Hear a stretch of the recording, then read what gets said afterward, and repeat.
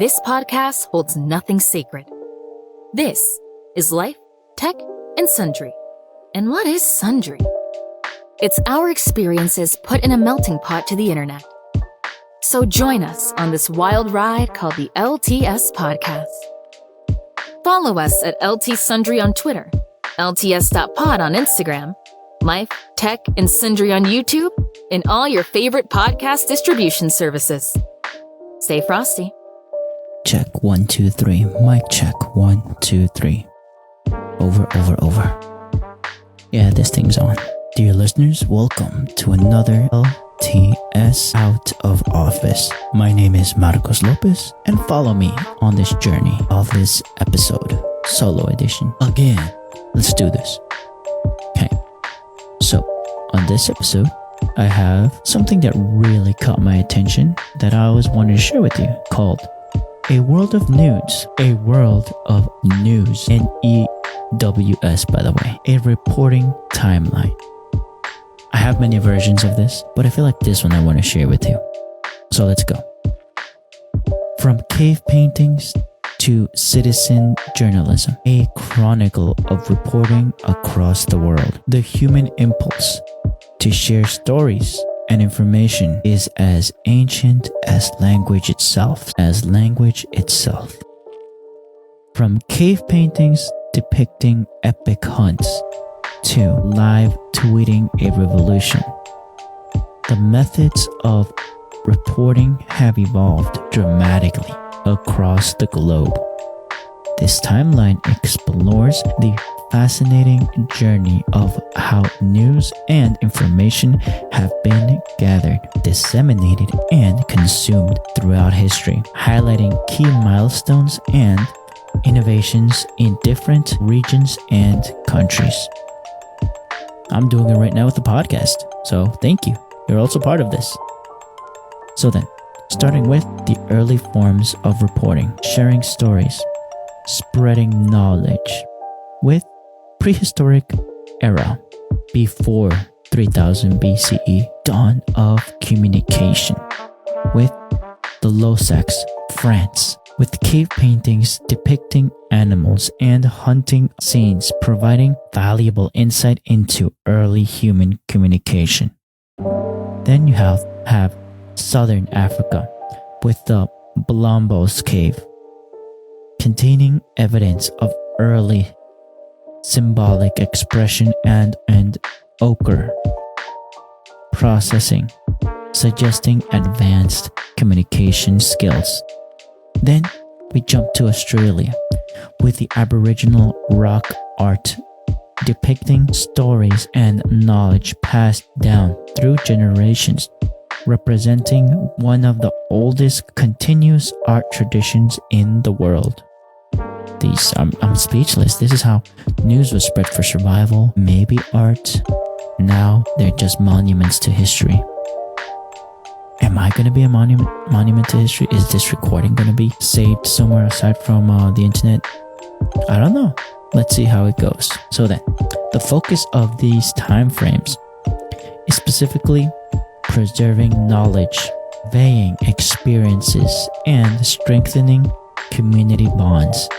In short, it's the sharing of stories through pictures and word of mouth. Then there's the ancient civilizations, 3000 BCE to 500 CE.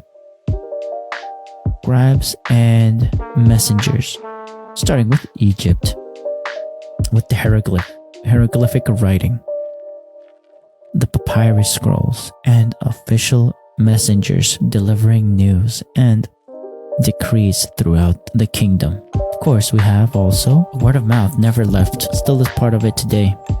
But these are infamous. These are, I feel like, the most noteworthy ones. I'm going to miss a lot, but this is just the highlights that I want to share with you. If you want to share some stories with me about this, you know where to find me, and the links in the description. Okay, so let's go with Mesopotamia. Cuneiform writing on clay tablets, issued for record keeping, storytelling, and disseminating official pronouncements. Then there's Rome, with the Acta Diuma from 59 BCE. They've been carved on stone and metal, considered the first public newsletter, providing information on government activities and public notices. Focus of this time frame is recording events, disseminating official decrees, and facilitating communication across distances. Brief summary of this is that writing word emerges and spreads. Then of course from that time frame, we hop onto the medieval era with 500 BCE to 1500 CE. 500 CE to 1500 CE. I wanted that B so bad apparently. In the with town criers and minstrels, specifically with Europe as a whole. Town criers making public announcements, ballad singers, and traveling minstrels spreading news and entertainment. Medieval guilds maintaining records and disseminating information related to their craft and trades. Then of course you can't forget about China with the early woodblock printing and the development of paper, facilitating the spread of news and information through official gazettes and private publications. From China, we go to West Africa with the griots, oral historians and musicians, preserving and transmitting history, genealogies, and cultural knowledge through storytelling and song. The focus of this time frame specifically is the public announcements, entertainment, and the dissemination of news in oral and performative forms. Super short, news as performances and proclamations. Hear ye style. Then we go to the rise of print and mass media.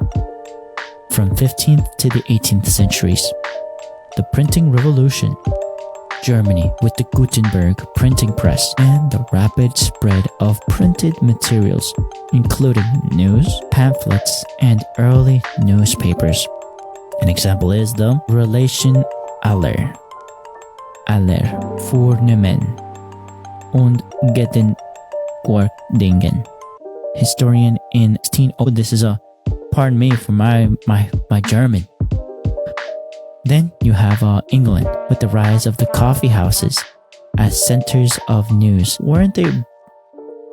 What? Really? Coffee houses? Damn. Okay, it was beer, pubs, coffee houses. Damn, wow. Today I learned. News and as centers of news and discussion, fostering a public sphere for the exchange of information and ideas. Then you have the colonial America with early newspapers. An example is the public occurrences, both foreign and domestic, and the pamphlets playing a crucial role in the disseminating news and shaping public opinion. The focus for this time frame is the mass production of written materials, wider dissemination of information, and the emergence of a public sphere. In super short, rise of newspapers and mass communication. This time frame also helped to produce the independence of the United States, ironically, with disseminating an opinion of the colonials towards the British, and the rest is history. Then there's the 19th century with the industrialization and the rise of mass media, starting with the United States, the telegraph, the rapid news transmission, the photography, the visual reporting, and the rise of large-scale newspapers and magazines. An example is The Times of London, the New York and the New York Herald. The development of investigative journalism. An example is the McCracken. Then there's France. Obviously, the previous name, the McCracken, is in the United States. But then there's France with the development of photojournalism, and the advancements in printing technologies and the rise of influential newspapers such as the Figaro and Le Monde, or the World, I think. Le Monde. Then there's Japan, with the Meiji Restoration and the rapid development of the newspapers and magazines playing a key role in modernization and nation building. The focus of this time frame is the speed, objectivity, and the growth of powerful press influencing public opinions. So powerful press influencing public opinion. In short, newspaper travels faster and with images. Then there's the 20th century, broadcasting and information age, starting with the United Kingdom. The development of the BBC, the British Broadcast Corporation, pioneering public service broadcaster, and the growth of radio and television news.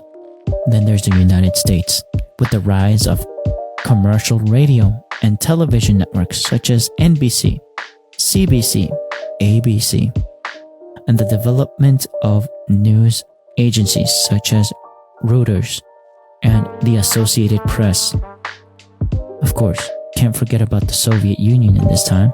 Start with the state-controlled media and propaganda, shaping public opinion and disseminating information during the Cold War.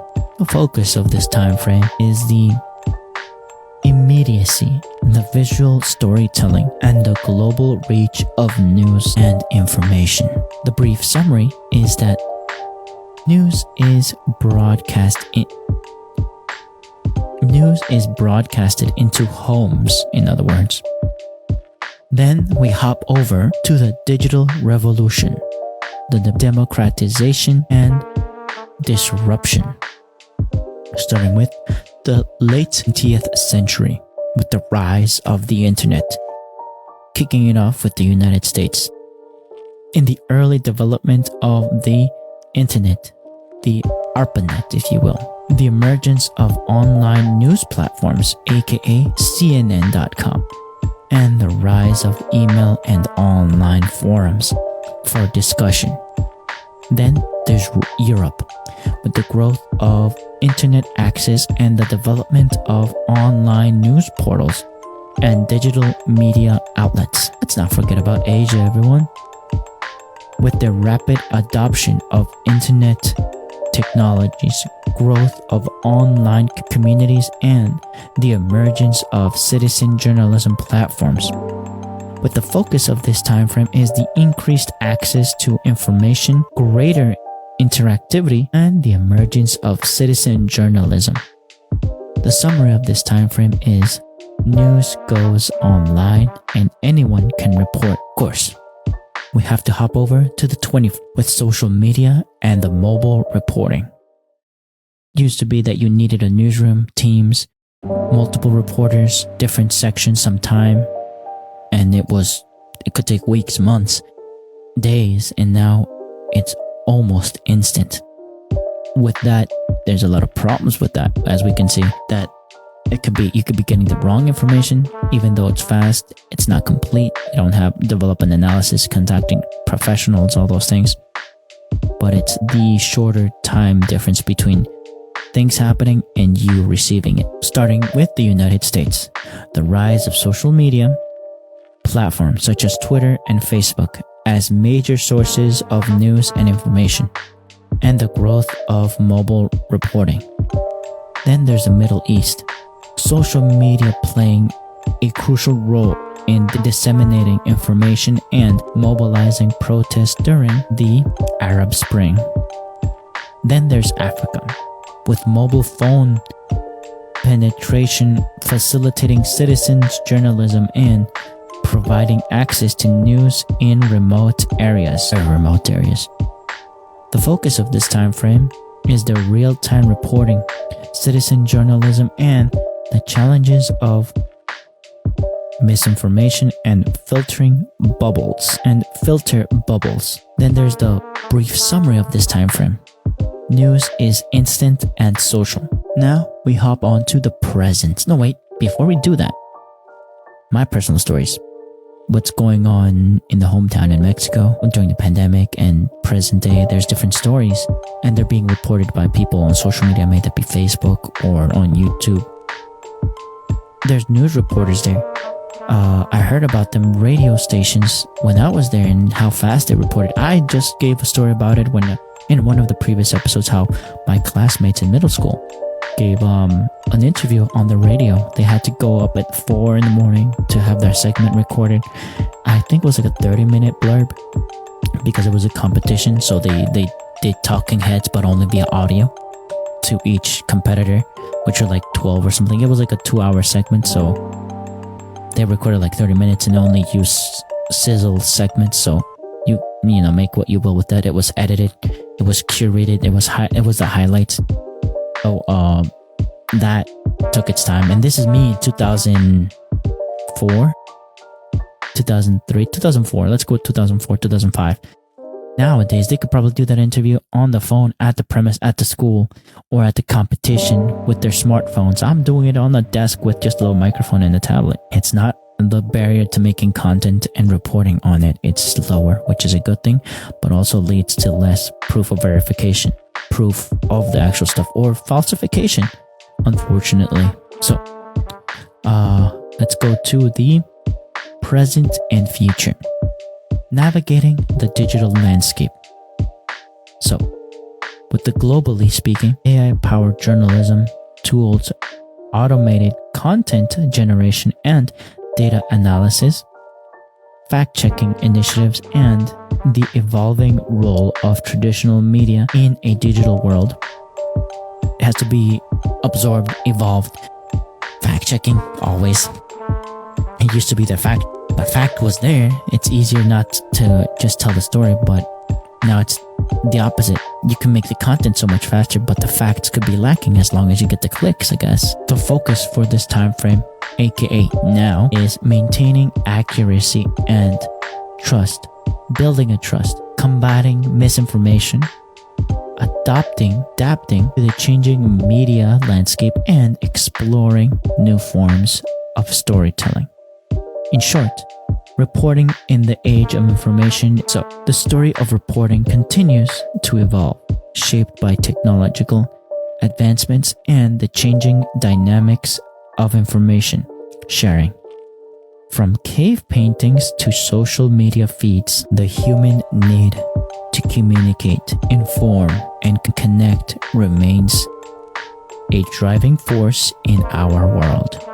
As we navigate the complexities of the digital age, the principles of accuracy, ethics, and commitment to the truth will continue to guide the future of reporting.